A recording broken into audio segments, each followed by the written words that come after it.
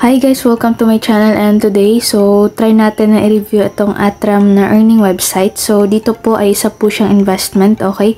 So, all you need to do dito is mag-invest para nga po makapag-earn po kayo dito sa platform. So, please watch the full video para po malaman ninyo kung worth it po ba dito na mag-invest sa platform na ito. Okay? So, yung kanilang ways of earnings dito ay pwede kayo na mag-invite and then yung pag-i-invest. Okay?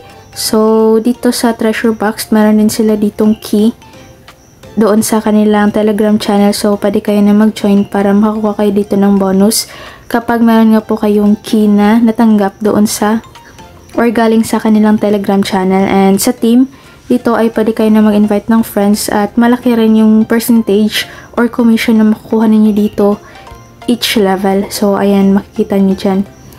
And then, dito naman sa task rewards nila, okay, meron din sila ditong pag-complete ng task. So, kagaya na to, invite 5 people to activate at makakuha kayo dyan ng reward. So, ganun lang naman siya. And dito sa kanilang investment, so, kung makikita nyo, stabilization fund, yung daily salary nyo dito is 99 pesos, then total income nyo, makikita nyo rin dyan, at yung presyo ng kanilang investment. So, medyo malaki rin yung i-invest nyo dito guys. Kaya kung ako po sa inyo, huwag na lang po kayong mag-try dahil nga po marami naman pong earning website or mga investment website na worth it po or mas worth it kaysa nga po dito sa platform na ito. So, kung makikita nyo dyan, welfare and then stable, okay? So, ayan, check natin dito yung kanilang recharge. So, dito yung minimum is 150 pesos. Then, ito nga pala, okay, yung deposit channel. Tapos, meron rin sila dyang explanation regarding sa pag-deposit. So, dito naman sa service, if meron kayong problem, okay, or questions regarding dito sa platform, pwede rin po kayo na mag-reach out sa kanila. So, dito naman is yung VIP. Okay? So, ayan.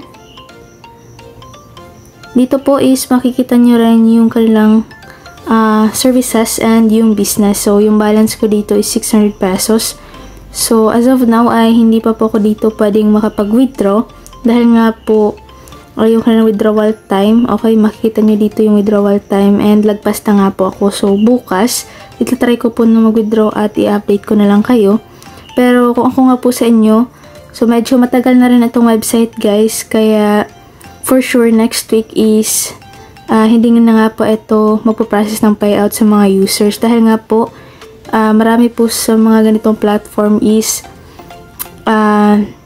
madali po talaga siyang ma-scam and then nasa 1 week lang, okay, is hindi na nga po ito nagbabayad sa mga users. So ako po is nakapag-join po ako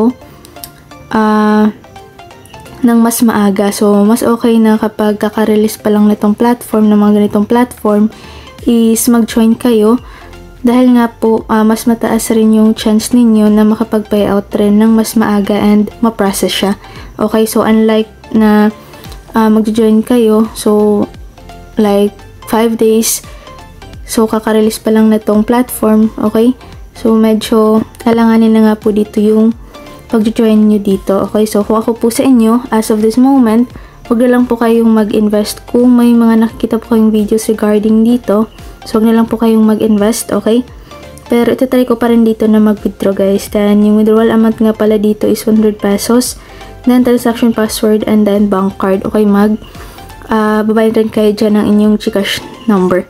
So, ganun lang naman siya, okay? Paki-update na lang po dyan.